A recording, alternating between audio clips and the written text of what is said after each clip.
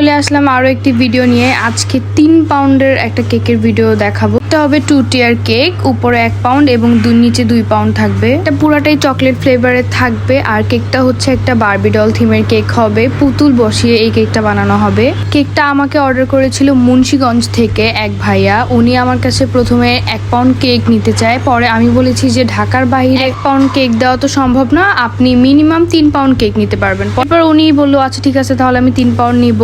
কথা শুনে আমি অর্ডারটা কনফার্ম করি। তারপর উনি 3 পাউন্ড কেক আমাকে অর্ডার করে, ওনার বেবির জন্য একটা বারবি ডল থিমের কেক।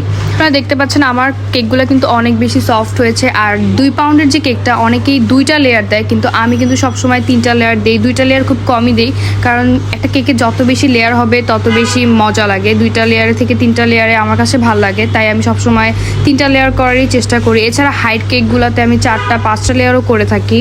এরপর আমি হচ্ছে কেকটাকে ক্রাম কোডিং করে রাখলাম। 2টা কেকে আমি ক্রাম কোডিং করে ফ্রিজে আধা ঘন্টার জন্য সেট করে দিই। আধা ঘন্টা পরে আমি ফ্রিজ থেকে নামিয়ে এটা হচ্ছে ডেকোরেশন করে দেই। এটা পিঙ্ক কালার ছিল, কারণ এটা বারবি ডলের একটা থিম ছিল। যে ডেকোরেশনটা দিয়েছে আমি সেই ডেকোরেশনটাই করি, আমি নিজে থেকে কিছু করিনি। উনি আমাকে একটা এক্স্যাক্ট ডেকোরেশন দিয়ে দিয়েছে যে বারবি ডলটা উপরে বসিয়ে তারপর ডেকোরেশনটা করা।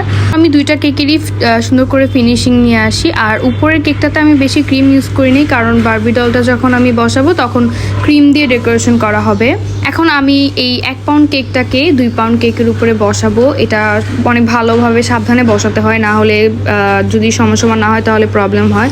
এরপর পাইপটা আমি ভিতরে দিয়ে দিই, কারণ যদি নড়ে তাহলে কেকটা খুলে যেতে পারে, যেহেতু এটা অনেক দূর জার্নি করা হবে। মুন্সিগঞ্জ তো ঢাকার অনেকটা বাইরে।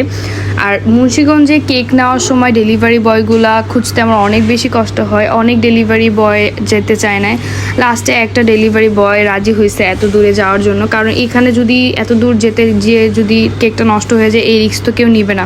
একে তো কাস্টমার আমাকে ফুল পেমেন্টটা নাও করতে পারে, দেন হচ্ছে ডেলিভারি বয়কেও ডেলিভারি চার্জটা নাও দিতে পারে। কেকটা নষ্ট হলে তাদের পুরা অকেশনটাই নষ্ট। এর জন্য ডেলিভারি বয় এত রিস্ক নিতে চায় না।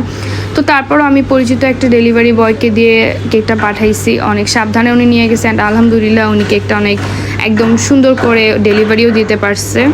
যাই হোক, কথা বলতে বলতে আমার কেকের কাজ করার ফিনিশিংটাও শেষ। আপনারা দেখতে পাচ্ছেন এই 2 তলা কেকটা দেখতে খুবই প্রিটি লাগতেছে বারবি ডলের সাথে। আপনাদের পছন্দ মতো কেক অর্ডার করতে অবশ্যই আমাদের পেজে নক করতে পারেন। আমরা খুব রিজনেবল প্রাইসে কেক সেল করে থাকি। ইনশাল্লাহ আপনাদের সবার ভালো লাগবে। আসসালামু আলাইকুম।